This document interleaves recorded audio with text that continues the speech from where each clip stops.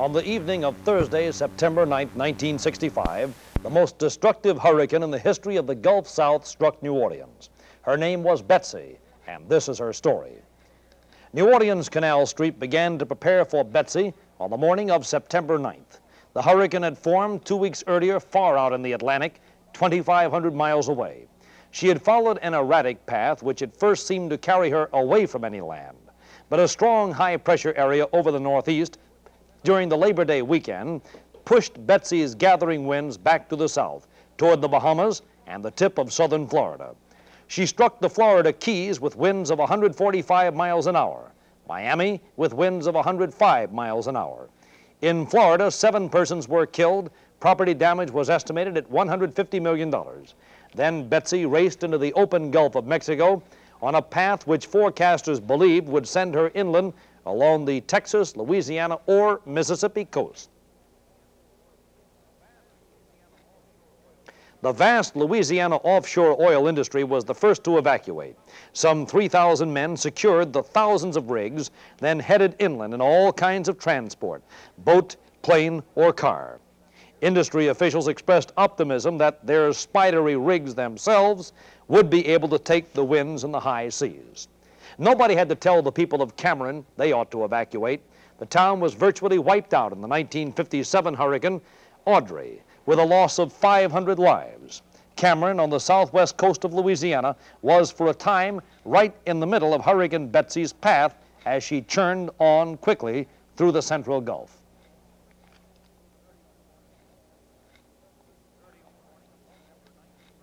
Early on the morning of September 9th, the residents of Grand Isle also began moving out. Hours before, they were officially told to do so. Some decided to stay. About 80 persons resolved to weather the storm at the Grand Isle Coast Guard Station, a sturdy building facing the Gulf. In all, though, more than 100,000 persons all along the Gulf Coast pulled out, many of them reporting into evacuation centers in Lake Charles and Lafayette, but mostly in New Orleans. There was nothing to do in the evacuation centers except wait, while away the time, listen to radio and television, which many of them did. By 6 p.m., hurricane-force winds were already sweeping the mouth of the Mississippi, and the Weather Bureau predicted that Hurricane Betsy would hit New Orleans flush near midnight. This was Canal Street as Hurricane Betsy hit the city of New Orleans. Earlier in the day, the Weather Bureau had warned residents of low-lying areas within the path of the storm to evacuate. At about 8 p.m., Mayor Victor Skiro ordered residents of the city's lakefront areas to evacuate. Shortly afterward, most of the city's elaborate emergency communications system was blacked out, as were most of the radio and television stations in town. As the winds raged outside, the only link thousands of persons had with the outside world was WDSU radio, which managed to stay on the air. Then, 90% of the city's power was knocked out by the winds, and the only communications link was transistor radios. Outside, only rescue workers, like police, were out, guarding the damaged stores, patrolling as debris, like shrapnel, flew pell-mell through the wind-whipped streets. Wind gusts were officially recorded at 115 miles an hour. Reports from the shredded communication system said a freighter had broken loose in the port and was smashing wildly into wharves and other ships. There was no way to confirm it at the time. Sometime around midnight, there was a report that the Industrial Canal levee had broken near Claiborne Avenue and that extensive flooding was taking place near that area. But at the height of the storm, without power, without communications, it was difficult to verify. At the first rays of dawn, the winds died. The damage could be seen in the French Quarter, on Canal Street, to homes, businesses, churches, schools, the damages of 6 hours of hurricane-force winds on the New Orleans area.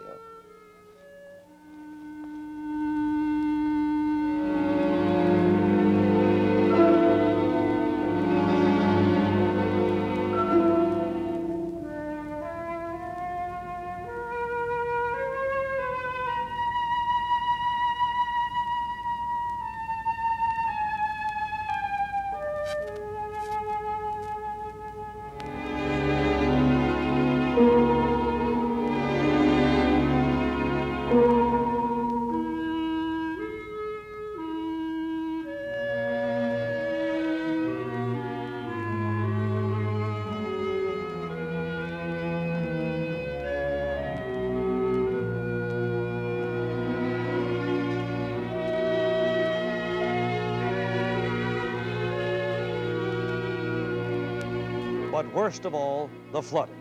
On both sides of the Industrial Canal, but more seriously on the downtown side, the waters had drowned a 300 square block area.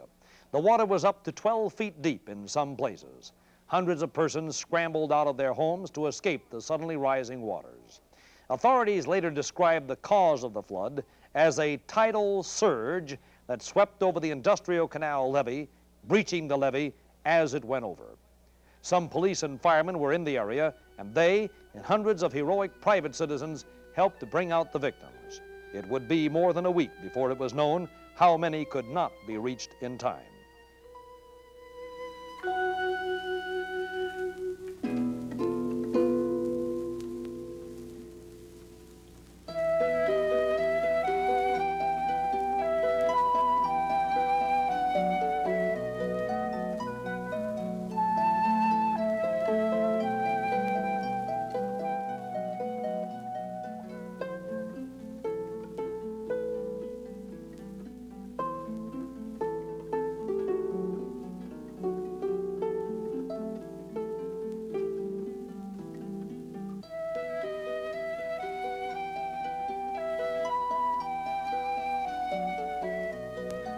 On Florida Street, fireman Val Odebert, one of the few people out on the street, gave an account of what the floodwater was like. Well, about 11 o'clock, 11:10, we was pulling engine 24 out. It was drowned out back on France Road into Florida. And we was approaching Florida down the incline. I had stopped there and looked out the side because I couldn't see out the windshield. And I seen a wall of water coming. We was approaching 2 feet of water at the time, and in approximately 2 or 3 seconds, we was sitting in 8 feet of water. You described this as a wall of water. You actually physically saw in front of you this huge wall of water advancing toward you? That's right. What did it do when it hit the wrecker? Did it? Well, it pushed the wreck approximately 30 to 50 feet when it hit the wreck, and that wrecker's mighty heavy, too. It certainly That's is. right. It was a great force of water came through there, which some people would call a surge, but I would call a tidal wave. And this is what that wall of water did. From Florida Avenue, almost to the Mississippi River, and from the Industrial Canal to the St. Bernard Parish line, a lake covering everything from a depth of from 4 to 12 feet.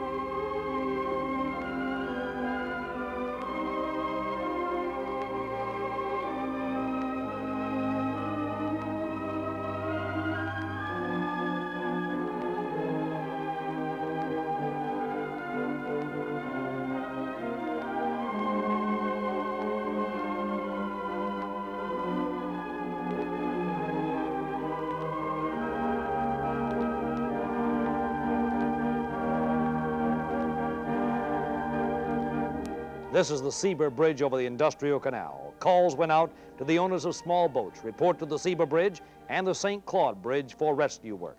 Hundreds responded. The Army brought in amphibious vehicles known as ducks. A massive rescue operation was underway.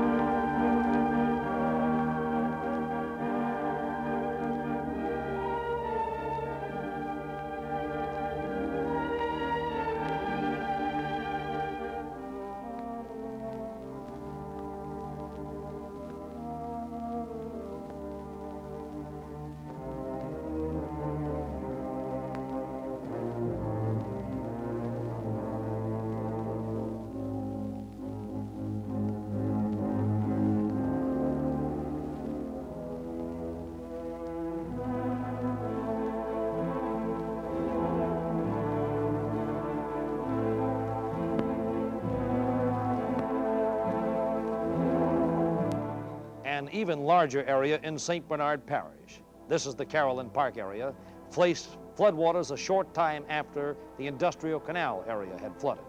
Again, large-scale, hurried evacuation took place.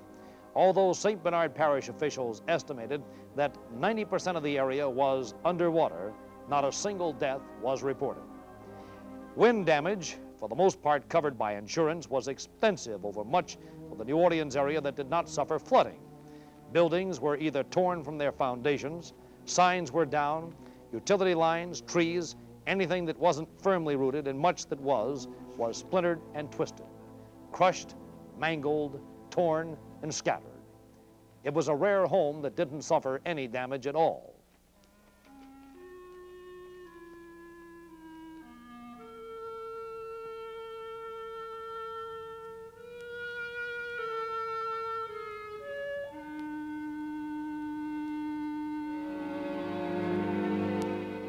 Early in the afternoon, a group of harried public officials gathered at Moisant Airport. President Lyndon Johnson was concerned over the Louisiana tragedy and decided he would see it for himself. He gathered together the Louisiana congressional delegation and flew in the president's private plane to Louisiana for a look at what Hurricane Betsy had done to this part of the country. I put aside all the problems on my desk to come to Louisiana as soon as I could. I have observed from flying over your city how great the catastrophe is that you have experienced. Human suffering and physical damage are measureless. I'm here this evening to pledge to you the full resources of the federal government to Louisiana to help repair as best we can the injury that has been done by nature. The agony and the loss of Louisiana would have been far greater without the cooperation, effective work of the Weather Bureau, the Civil Defense Authorities of Louisiana, the Red Cross, and other local groups. And I'm delighted to see your mayor's been on the job for many hours now and is here to welcome us. More than 180,000 citizens were evacuated from southern Louisiana alone. Because we were alerted to the assault of Hurricane Betsy, I am ordering in teams from the Office of Emergency Planning, the Army Corps of Engineers immediately. The Small Business Administration has already declared this area a disaster area and will be prepared to make long-term loans to rehabilitate both business establishments and all the homes that we saw the roofs underwater a few moments ago.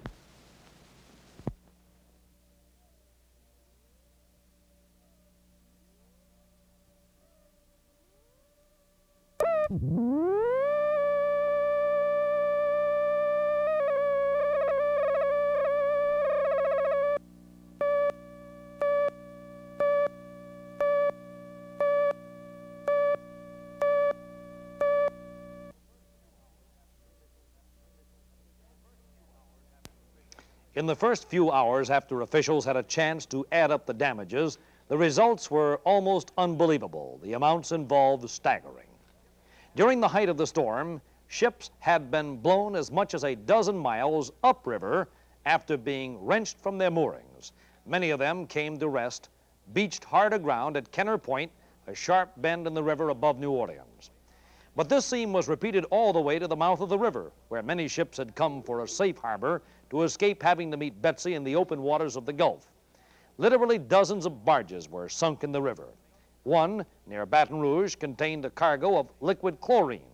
For 5 days, the Navy searched for the barge, then found it. It will be weeks before the job of raising it can begin. Meanwhile, officials say there is no danger to the residents of the Baton Rouge area. In New Orleans, one shipping official called the hurricane damage on the river to ships and port facilities the worst peacetime maritime disaster in history. Dock Board President W.J. Amos estimated maritime losses at $1 billion. Still, a week after the hurricane, the Port of New Orleans could claim it was back in full operation again, a job of coming back that was called by the National Maritime Administrator amazing. Governor John McKithen joined local officials to survey the flooded areas from an amphibious duck. The governor estimated the damage from the hurricane, not counting the losses on the Mississippi River, would total another $1 billion.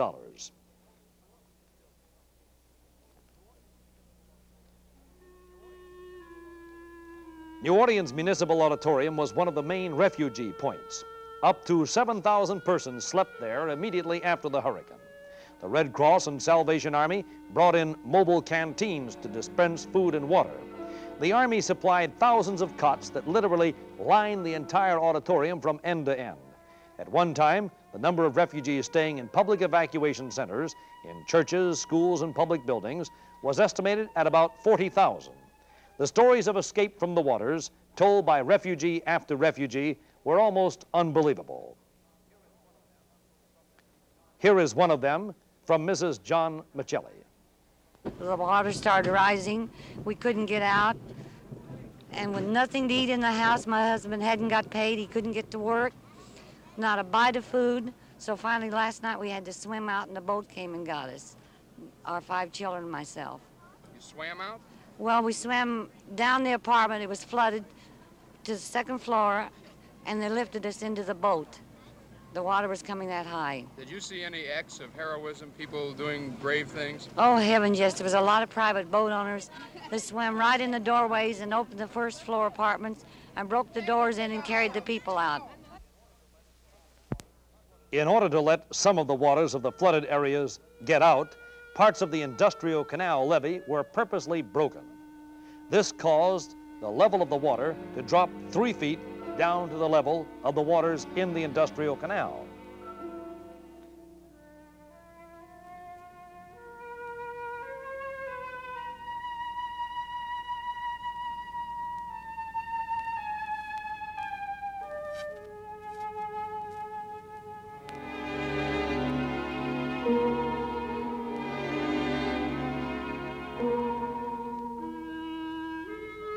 But in many places, 7 feet of water still remained. And the city's pumping stations for the flooded area was broken down because of the hurricane, so the waters remained high. And the job of taking out the trapped residents who waited for rescue continued by boat and helicopter. 2 helicopters collided as they were doing rescue work and landed, broken, atop a school building. Fortunately, nobody was killed in the air crash.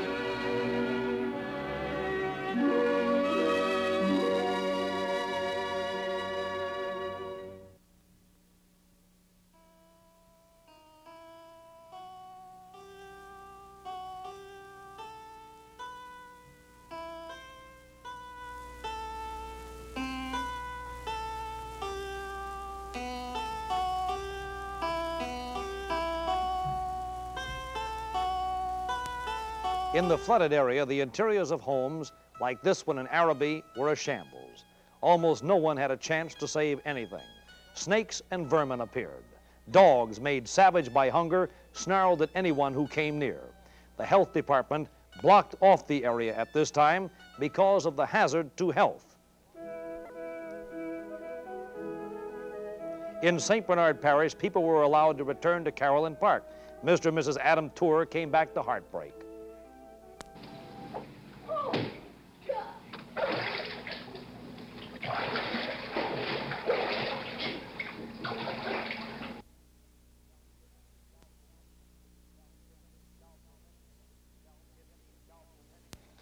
It seemed doubtful anything could be salvaged, yet the Tours were going to try. Oh!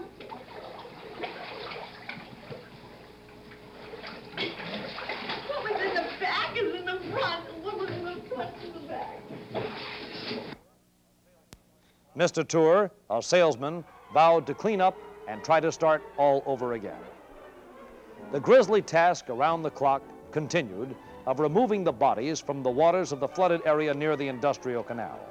The morgue at the coroner's office was not big enough to handle all of the bodies, 70 of them in the first week, so cots were set up in the basement hallway between the coroner's office and police headquarters.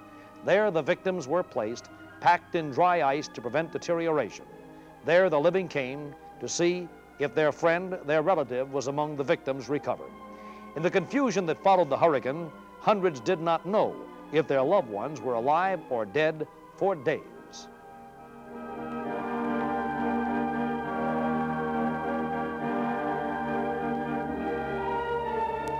The Algiers Navy Station became a temporary home for the living but homeless victims of Hurricane Betsy. The station had been deactivated but reopened to house 10,000 men, women, and children.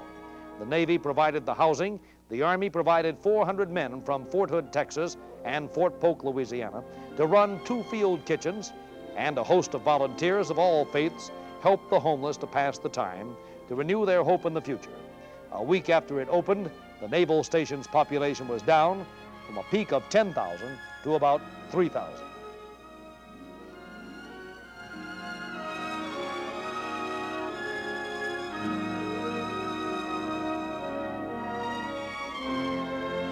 Residents of New Orleans uptown, spared of flooding, had great tree damage. Ancient oaks, some of them 100 years old, were splintered and torn by the force of these hurricane winds. With the trees went utility lines. This relatively fortunate area also suffered massive and visible damage.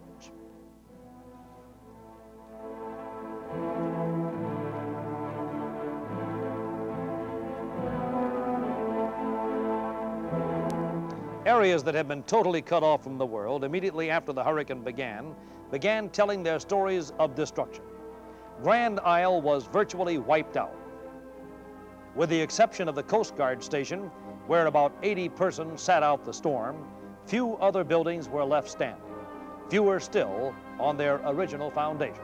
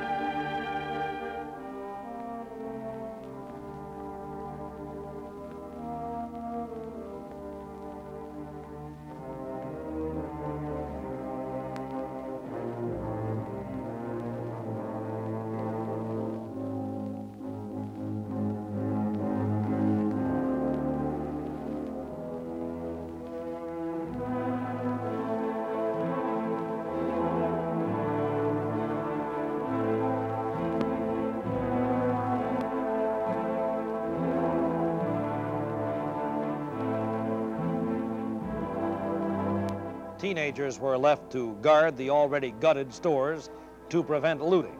The hurricane had passed over Grand Isle with winds in gusts of 170 miles an hour.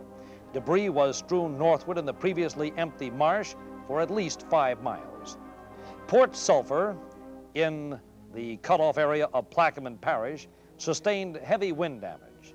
Heavy flooding was seen from the air, particularly in the southern end of the city.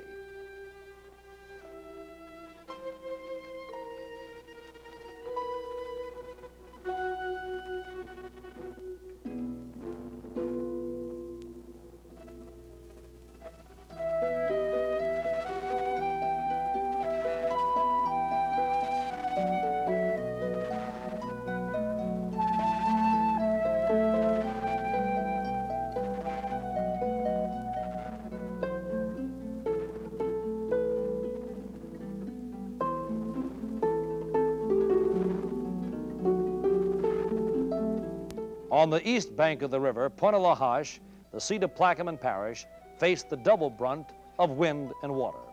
4 days after the hurricane, a Red Cross area manager reported, on the basis of a tour of Pointe-a-la-Hache, that all homes appeared destroyed or heavily damaged. Some residents who weathered the storm in the courthouse at Pointe-a-la-Hache had to retreat to the brick building's second story when the water rose to that point.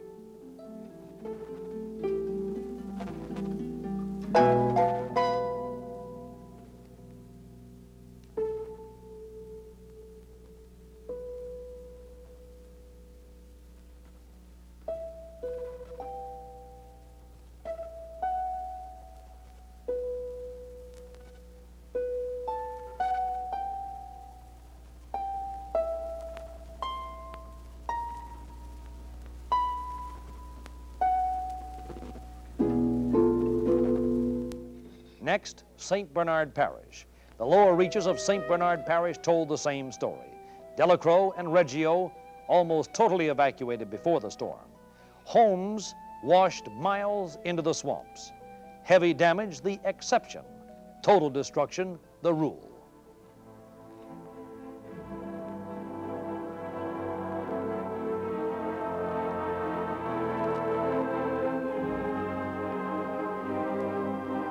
Wycloskey and Shell Beach, the same sad story. Homes thrown like toys out into the road or splintered. Fishing boats thrown high along the banks of Bayou La Loutre.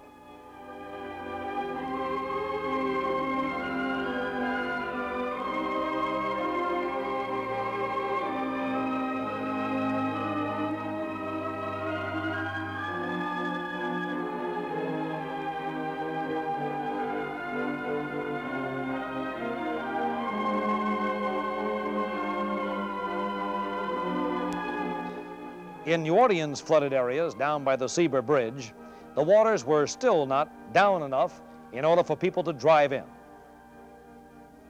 Search parties went out in boats, still combing the area at this time for survivors or for bodies.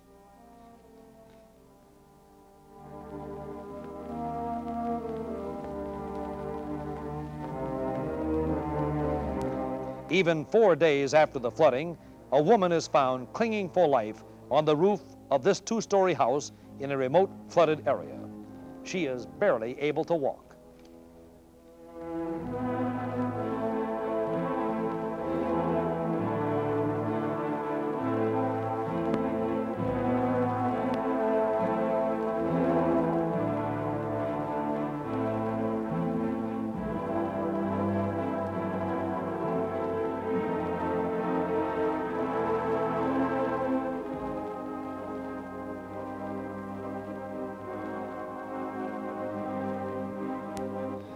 What makes a person hang on when hope seems gone?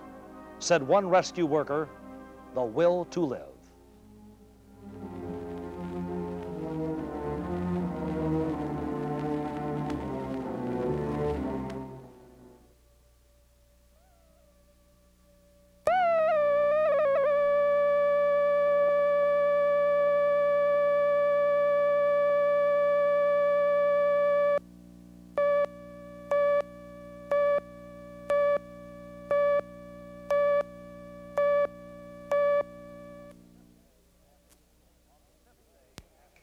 On the 5th day after the storm, Tuesday, September 14th, the waters piled up by Hurricane Betsy began to recede enough for the return of some of the refugees.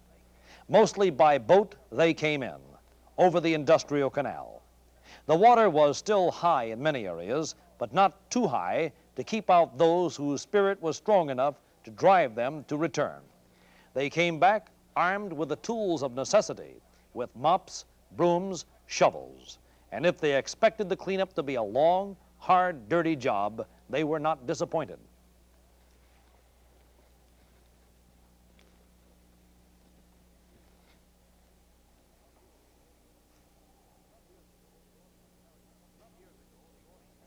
Some years ago, the Orleans Parish Public School System, in an economy move, centralized its supply depot in one building at 4300 Hiawatha. Centralization cost dearly during Hurricane Betsy. The Central Services building went under 4 feet of water. Thousands of books and other supplies still to be distributed to the system were ruined by the water. In addition, Dr. Carl Dolce, school superintendent, said almost every school building in the city was damaged to some extent, some so badly they would have to be torn down. He estimated the damage at from $8 to $10 million. Because of the health and the damage problem, not a single school reopened for classes until a week after the hurricane. The situation was almost as bad for the Catholic schools in the New Orleans Archdiocese and for the public schools in Jefferson Parish.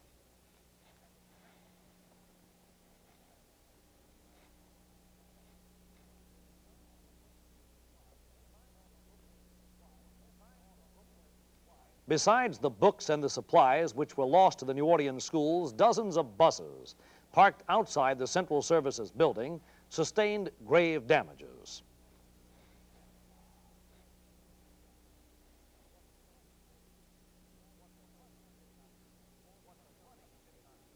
What the flooding did not do to the Orleans Area Vocational and Technical School, the looters did.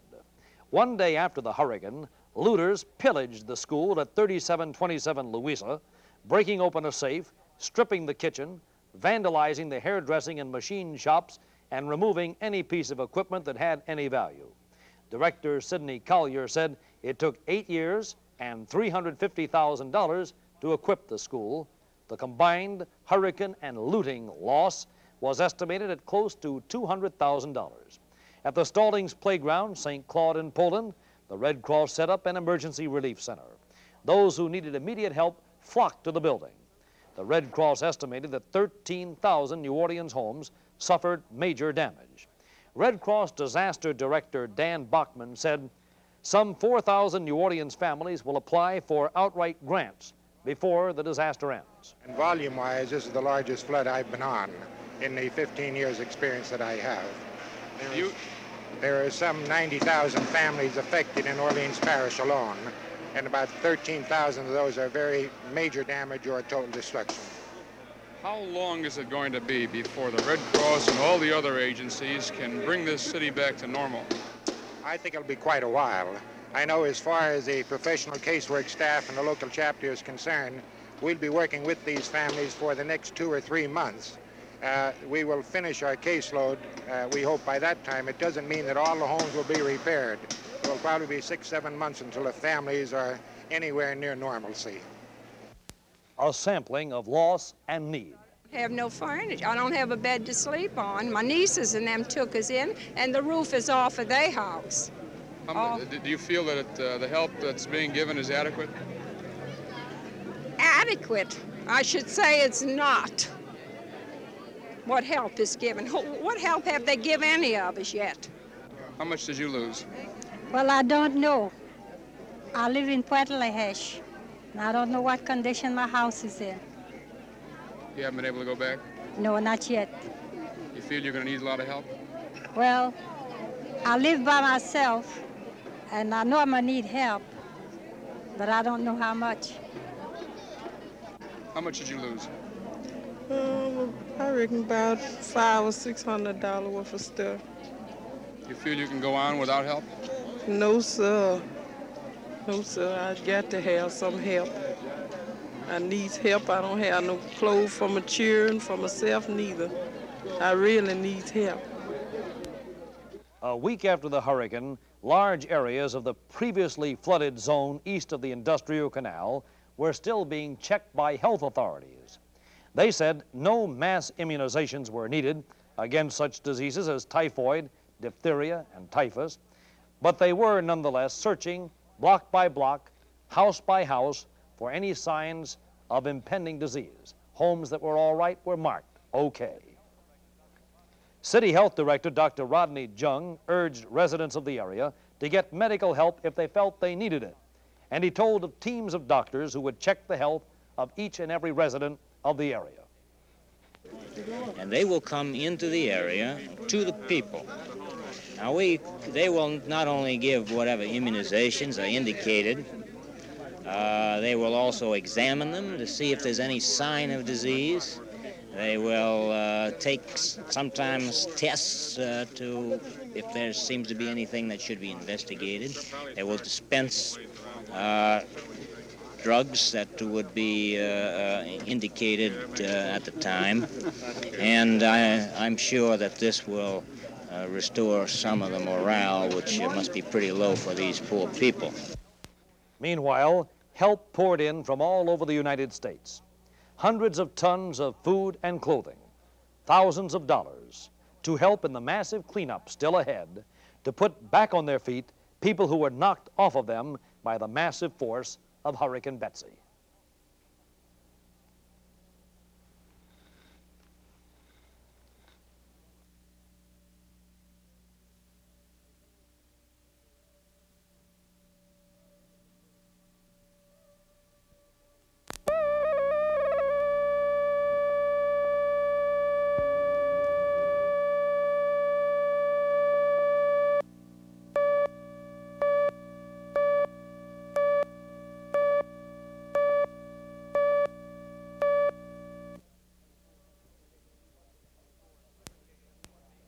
Communications were being restored quickly in the week after Hurricane Betsy, but nobody communicated more clearly or with more emphasis than some of those who had been flooded out and were now being allowed to return to their homes.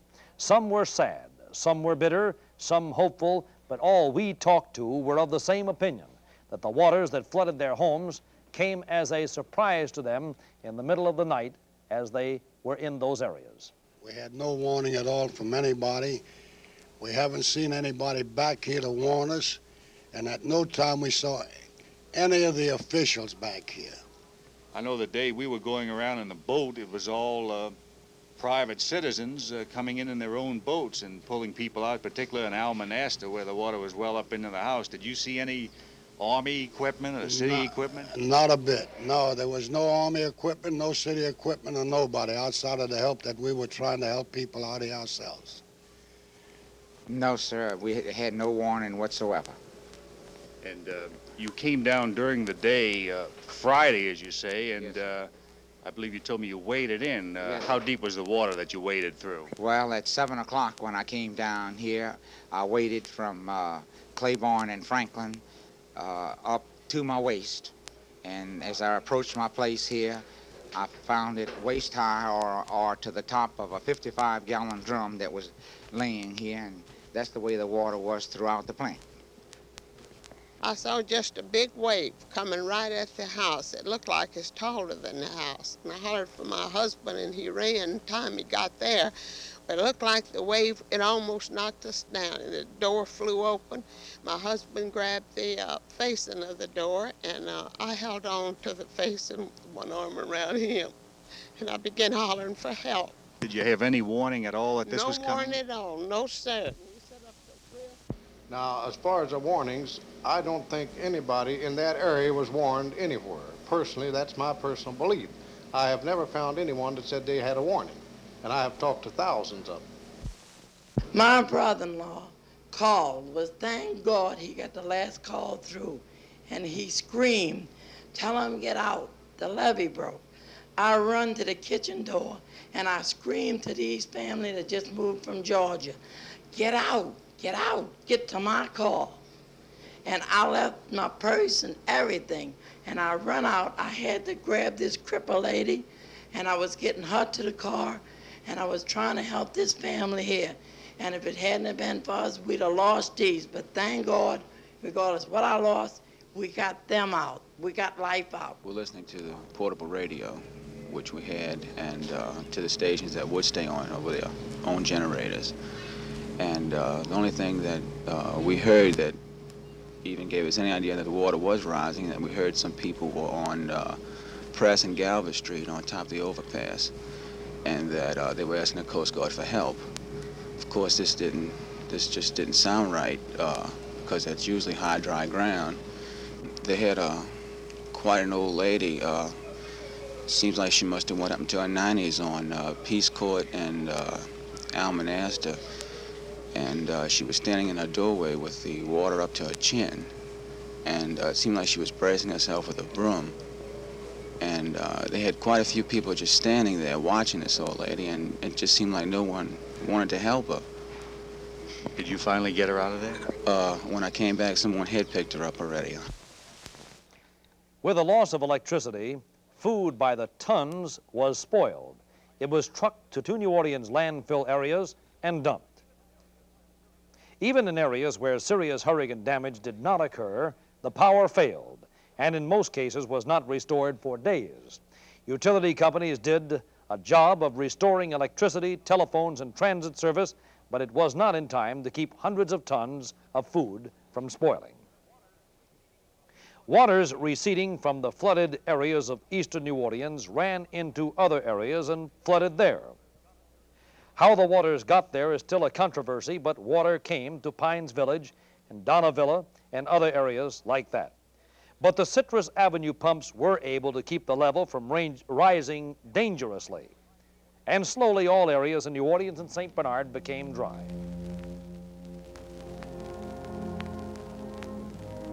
Not so the southern end of Plaquemine Parish. There, in the last 30 miles of road, was perhaps the most extensive damage from the hurricane of all of the areas seen. Leander Perez called it desolation and devastation. Martial law was in effect. National Guardsmen manned roadblocks at Buras and Port Sulphur. Below Buras, the road, 9 days after Betsy, was still underwater. In that area, the area comprising the towns of Sunrise, Empire, Boothville, and Venice, destruction was so complete, Perez estimated it will be months before any degree of normal life can be resumed.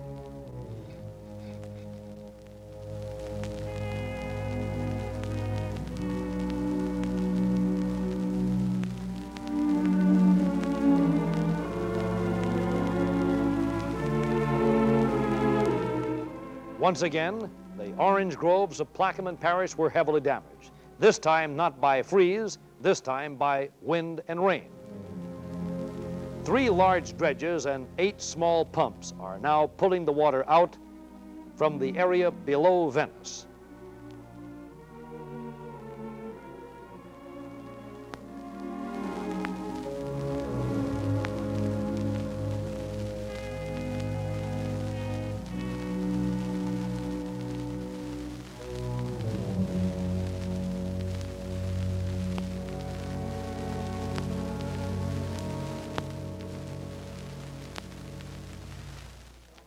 Leander Perez, Plaquemine Parish president, has a plan to rehabilitate the parish. He discussed it at his home at Bell Chase in Idlewild. We're negotiating for 125 carpenters with plumbers and electricians to put in a work pool at Port Sulphur with a contractor at the head of them, with an office force to keep a file on every individual homeowner. We will help them with their insurance problems. We'll furnish attorneys to represent them without charge. And in that way, we hope to be able to rebuild everything possible in the shortest time. Who's going to pay for all of that? Well, the individual homeowners and owners of business establishment will have to pay, of course, for most of the cost. They'll be able to negotiate loans either through local banks, their own banks, or the Federal Small Business Administration, which will have offices at Port Sulphur to facilitate people. Judge, you have been one who has said in the past often that you didn't want federal help. How do you justify accepting this kind of federal help? Well, now, of course, I would not undertake to deny the people federal help. The government, for instance, offered to reimburse the parish of Plaquemine for any of its expenditures in this emergency. We declined. We've told the federal government that if they couldn't get to emergency projects before we got to them, that we would not accept a single dollar of reimbursement.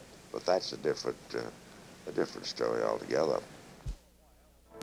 For a while, on the night of the hurricane, it was believed that the center of the storm might pass to the east of New Orleans and hit the Mississippi Gulf Coast a direct blow. It didn't work out that way, but Betsy nevertheless did smash into the area from Claremont Harbor, Bay St. Louis, Pass Christian, Long Beach, Waveland, Mississippi City, Edgewater Park, Gulfport, Biloxi. And the scenes there were no different from those in Louisiana.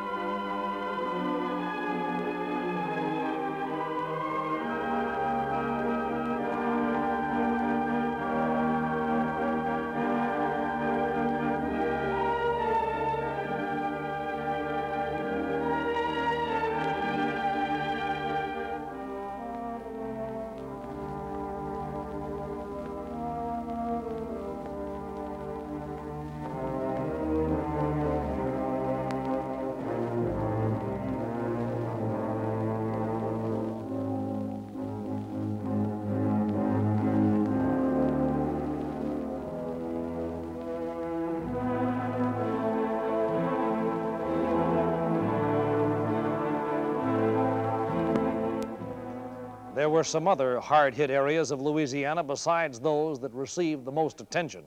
The upriver towns and those that bordered along Bayou Lafourche absorbed much of the force of Betsy's fury.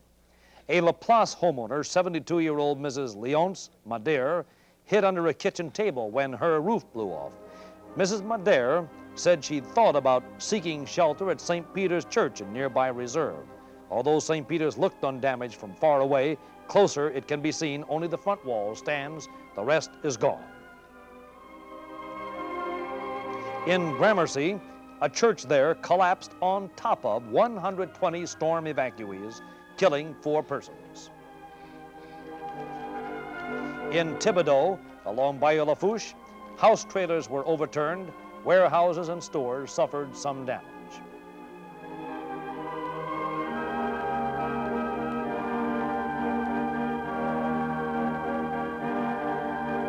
Raceland suffered worse damage. The bus station, for example, was blown into the bayou.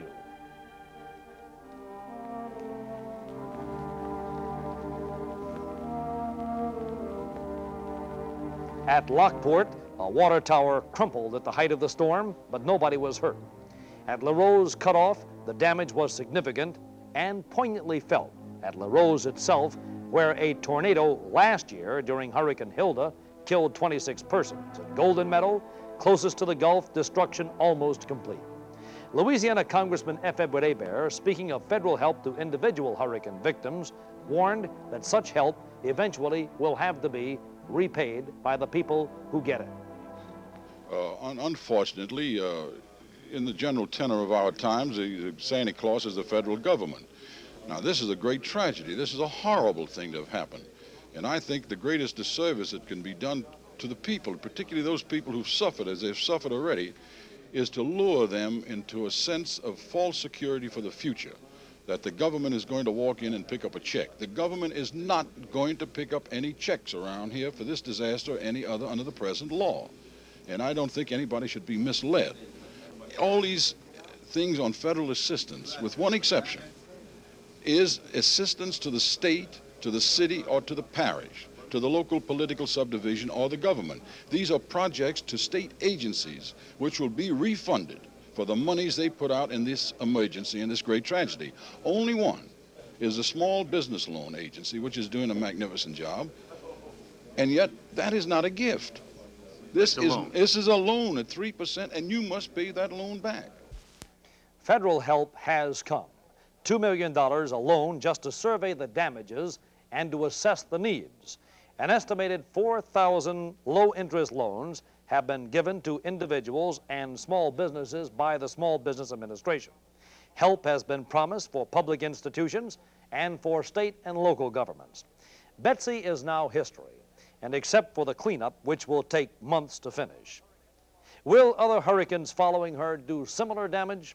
Governor John McKithen hopes that flood control structures can be built to prevent this. We've been protecting through the years. We built the Bonacare Spillway. We built the great Atchafalaya Spillway and spent hundreds of millions of dollars there for protection against water coming down the river. But now it's obvious, if it weren't obvious before, that we've got to protect this city, this part of our state, the metropolitan area, against water from coming up the river and up the new channel and up from the Gulf. I suspect the damage here in our state will exceed $1 billion. Certainly it won't cost us $1 billion to protect this area forever from hurricane threats, and it must be done. As soon as we can get through attempting to salvage our property and cleaning up our city and cleaning up Plaquemine Parish and St. Bernard, Lafourche Parish, then we're going to dedicate ourselves, all of us, and the U.S. engineers, toward coming up with a plan that will assure us the rest of our lives and assure those who come here after us that this will not happen to them.